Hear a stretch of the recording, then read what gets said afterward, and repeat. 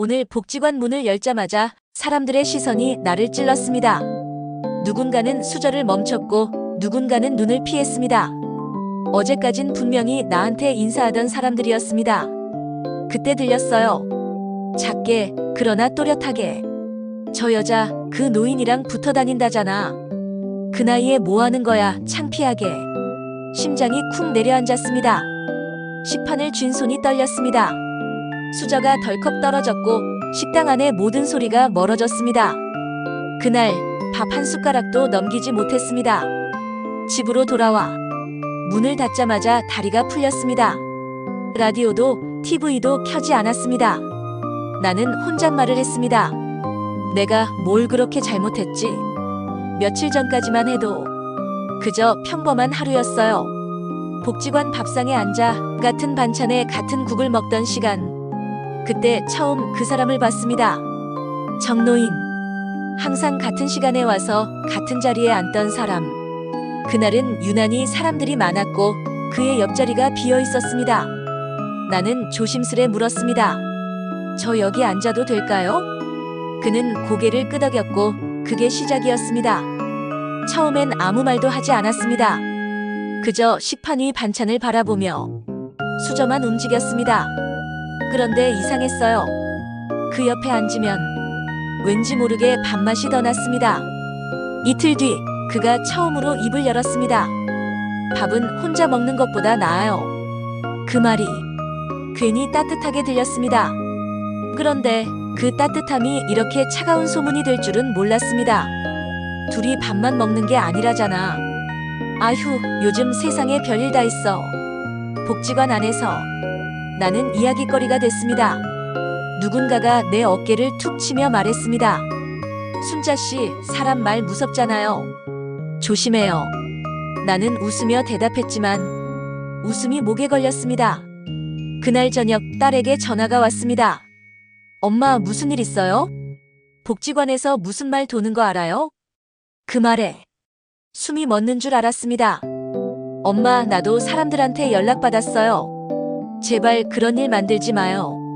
엄마가 그럴 분은 아니지만 세상이 그러니까. 통화가 끊기고 나서 핸드폰 화면을 한참 바라봤습니다. 딸에게 설명할 말이 떠오르지 않았습니다. 밥만 같이 먹었어. 이 말이 이젠 너무 변명처럼 들릴까봐. 나는 다음날 복지관에 가지 않았습니다. 문 앞에 걸려있는 가방을 봤습니다.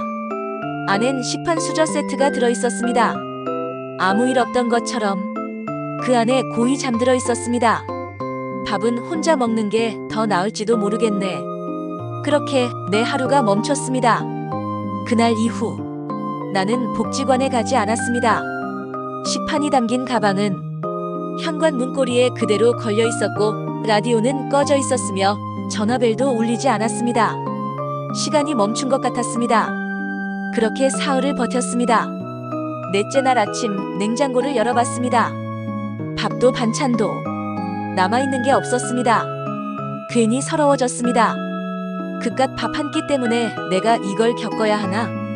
말을 꺼낸 순간 목이 메었습니다. 그날 복지관에 갔습니다.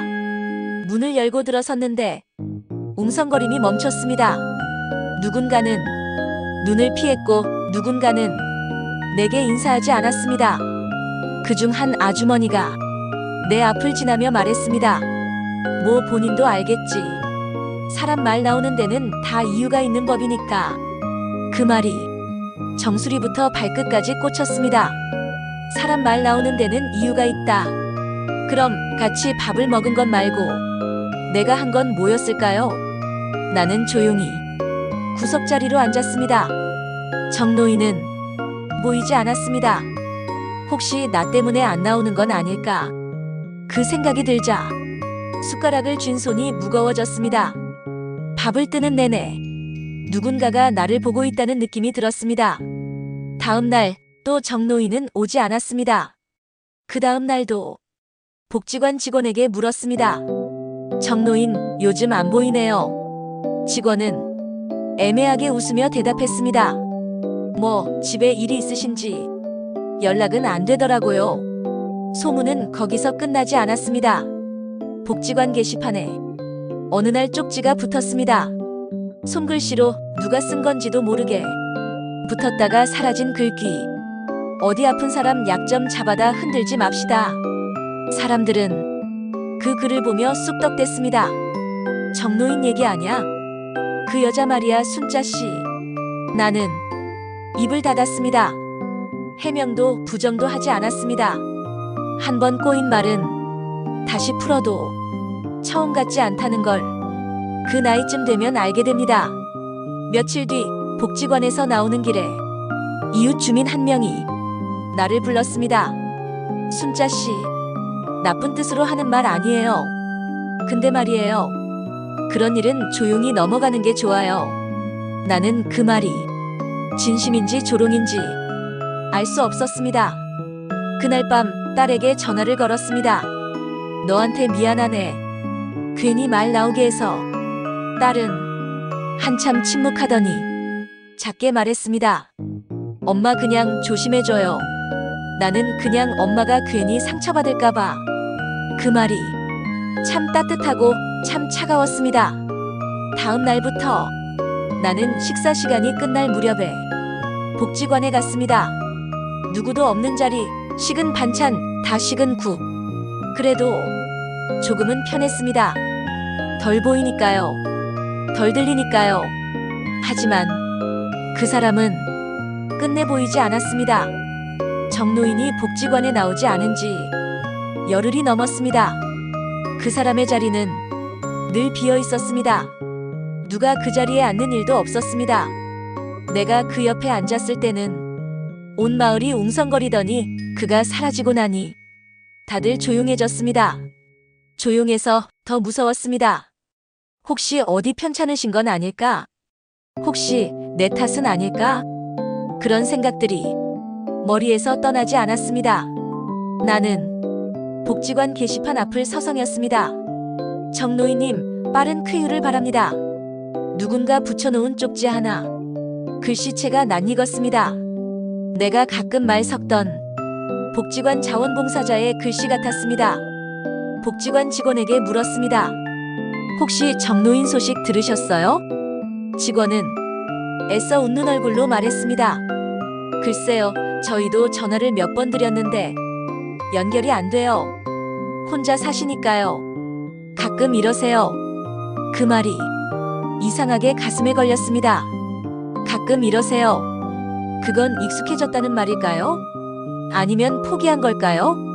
그날 밤 라디오 소리가 유난히 컸습니다. 작은 방 안에서 DJ의 말소리만 울려 퍼졌습니다. 외로움은 종종 사람을 죄인처럼 만든다죠. 나는 라디오를 껐습니다.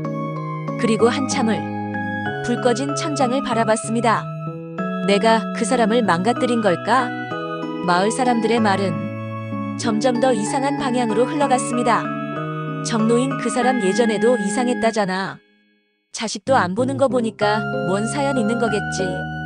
누군가가 나에게 조심스럽게 말했습니다. 순자 씨는 그냥 너무 마음 쓰지 마요. 그 사람 원래 좀 그러잖아요. 말 끝을 흐리면서도 의미는 또렷했습니다. 그 사람을 아는 것보다 모른 척하는 게 편하다는 뜻. 나는 참을 수 없었습니다. 며칠을 망설이다가 결국 정노인의 집을 찾기로 했습니다. 복지관 인근 낡은 단층 주택. 누가 알려준 건 아니지만 이상하게 나는 그 사람의 집을 이미 알고 있었던 것 같습니다. 문 앞에 섰습니다. 현관 앞에는 신문이 5부 쌓여 있었습니다. 누르스름하게 바랜 첫 장에는 일주일 전 날짜가 찍혀 있었습니다. 나는 문을 두드렸습니다. 저예요. 윤순자예요. 괜찮으세요? 아무 대답이 없었습니다. 문 앞에서 한참을 서 있었습니다. 혹시 안에서 쓰러진 건 아닐까? 혹시 나 때문에 무슨 일이 생긴 건 아닐까? 그 순간 문이 삐걱 열렸습니다. 낡은 미닫이 문이었고 안에서는 아무 인기척도 없었습니다. 한 걸음 그리고 또 한 걸음. 나는 조심스레 신발을 벗고 문턱을 넘었습니다. 집안은 정리되어 있었습니다. 책상 위에는 다 마신 약봉투와 잘 접힌 편지 봉투 하나가 있었습니다. 그리고 그 위엔 나를 향한 글씨가 적혀 있었습니다. 순자 씨에게 내 이름이었습니다. 나는 봉투를 들고 집으로 돌아왔습니다. 손에 쥔 종이가 뜨겁게 느껴졌습니다. 마치 그 안에 지금껏 감춰졌던 시간이 들어있는 것 같았습니다. 봉투를 열었습니다. 안에는 짧은 편지 한 장, 그리고 오래된 사진이 들어있었습니다. 편지지의 가장 윗줄엔 내 이름이 또박또박 적혀 있었습니다. 윤순자 씨에게. 나는 숨을 깊게 들이쉬고 편지를 읽기 시작했습니다. 밥같이 먹어줘서 고마웠습니다. 말이 적은 저한테 밥 한 끼를 따뜻하게 만들어준 사람은 당신이 처음이었습니다. 그 자리에 당신이 앉기 시작했을 때 사실 저는 당황스러웠습니다. 왜냐면 당신 얼굴을 처음 본 순간 나는 당신이 누군지 알았거든요. 강진호, 그는 제 가장 오래된 친구였습니다. 심장이 한번 멎는 것 같았습니다. 내 남편 강진호, 그 이름을 정노인이 알았다고. 편지는 계속됐습니다. 우린 함께 전쟁터에 있었고 그는 제 목숨을 2번이나 구했습니다. 그 후로도 오랫동안 연락을 했고 결혼 소식도 들었습니다. 당신 사진도 제게 한 번 보여준 적이 있었습니다. 그는 늘 당신을 자랑했습니다. 아름답고 강한 사람이라고. 세월이 지나면서 우리는 멀어졌습니다. 당신 남편은 끝까지 묵묵한 사람이었습니다. 당신에게 어떤 모습이었는지 모르겠지만 그는 제게 가장 믿을 수 있는 동지였습니다. 복지관에서 당신을 처음 보았을 때 나는 그 얼굴을 알아봤습니다. 다만 이제 와서 무슨 말을 할 수 있을까 고민만 하다 시간이 흘렀습니다. 그냥 조용히 옆에서 밥을 같이 먹는 게 내가 할 수 있는 전부였습니다. 나는 편지를 손에 쥔 채 눈을 감았습니다. 기억 속에 남편의 얼굴이 떠올랐습니다. 무뚝뚝하고 말없고 하지만 늘 아침밥은 직접 차려줬던 사람. 정노인과 닮아 있었습니다. 편지의 마지막 줄엔 이렇게 적혀 있었습니다. 사람들이 말하는 소문은 어쩌면 우리가 살아있다는 증거인지도 모르겠습니다. 나는 괜찮습니다. 다만 당신은 부디 자책하지 마시길. 나는 지금도 밥맛이 그립습니다. 나는 그 문장을 읽으며 그제야 울음을 터뜨렸습니다. 어떻게 밥 한 끼가 이렇게 많은 이야기를 담고 있을 수 있을까요? 어떻게 말도 없이 누군가의 지난 시간을 그리 오래 간직할 수 있을까요? 나는 다시 그 사진을 들여다봤습니다. 젊은 시절의 내 남편, 그리고 그 옆에 서 있는 정노인. 두 사람은 카메라를 향해 서 있었지만 서로를 바라보는 듯한 눈빛이었습니다. 전우, 동지, 그리고 또 하나의 가족처럼. 나는 조심스럽게 편지를 접어 작은 상자 안에 넣었습니다. 그 옆에는 남편이 돌아가신 뒤 한 번도 꺼내지 않았던 결혼 사진이 있었습니다.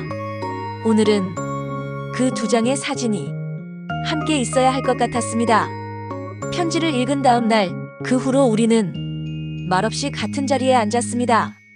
같은 시간, 같은 자리, 밥은 여전히 짠 날도 있었고 국은 종종 식었지만 이젠 그런 게 중요하지 않았습니다. 옆에 누가 있느냐, 그게 밥맛을 결정한다는 걸 이 나이 되어서야 알게 됐습니다. 사람들은 여전히 수군댔습니다. 아직도 저래. 에휴, 저 둘은 뭐가 저렇게 당당해. 나는 그 말들이 들려도 고개를 들었습니다. 그들은 내가 아무것도 모를 거라고 생각하지만 나는 그 말이 어디서부터 시작됐는지도 누가 퍼뜨렸는지도 알고 있습니다.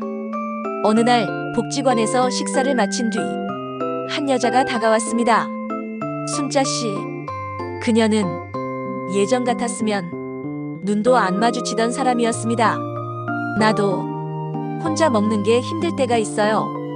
그 말에 나는 조용히 웃었습니다. 그럼 다음엔 같이 앉아요.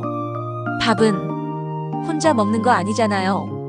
사람들은 우릴 밥 친구라 부릅니다. 어떤 이들은 그게 비꼬는 말 같다고 하지만 나는 그 말이 좋습니다. 밥 친구. 다른 건 아무것도 필요 없는 그저 함께 밥을 먹는 관계. 나이를 먹고 나니 친구도 가족도 함께 밥 먹을 사람이 가장 귀하다는 걸 알겠더라고요. 정노인과 나는 아직도 많은 대화를 나누진 않습니다. 하지만 눈빛만 봐도 알 수 있습니다. 그가 요즘 무릎이 아프다는 것도, 반찬이 입에 안 맞을 때는 국만 계속 떠먹는다는 것도, 그는 말없이 내 젓가락이 멈추면 슬그머니 김치를 하나 더 얹어줍니다. 그 작은 배려에 나는 속으로 웃습니다. 어느 날 딸이 오랜만에 전화를 했습니다. 엄마 요즘 잘 지내? 복지관엔 계속 나가고? 나는 대답했습니다.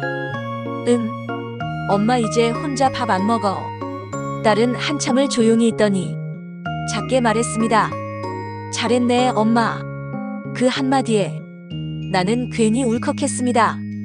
무슨 이유인지는 딸도 나도 굳이 말하지 않았습니다.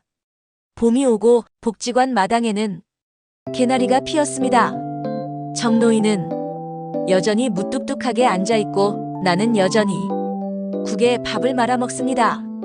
우린 크게 달라진 게 없지만 그게 좋습니다. 조금도 어색하지 않은 하루. 사람들이 여전히 묻습니다. 둘이 무슨 사이야?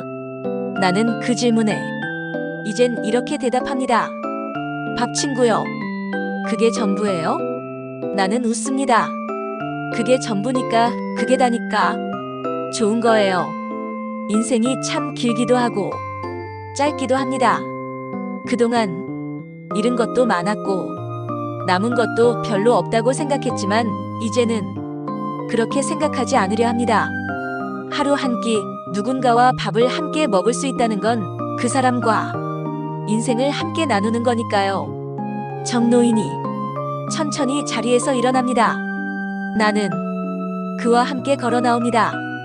마을 사람들은 여전히 우리를 봅니다. 하지만 이젠 그 시선이 우리 발걸음을 막지 않습니다. 그냥 오늘도 따뜻하게 잘 먹었습니다. 그리고 내일도 잘 먹을 겁니다. 그게 지금 내가 할 수 있는 가장 든든한 선택입니다. 나는 복지관에 갔습니다. 정노인이 있을지 없을지 모르겠지만 그건 이제 중요한 문제가 아니었습니다. 나는 오늘 그 자리에 앉으러 가는 겁니다. 내가 원해서 문을 열고 들어섰을 때 사람들의 시선이 느껴졌습니다.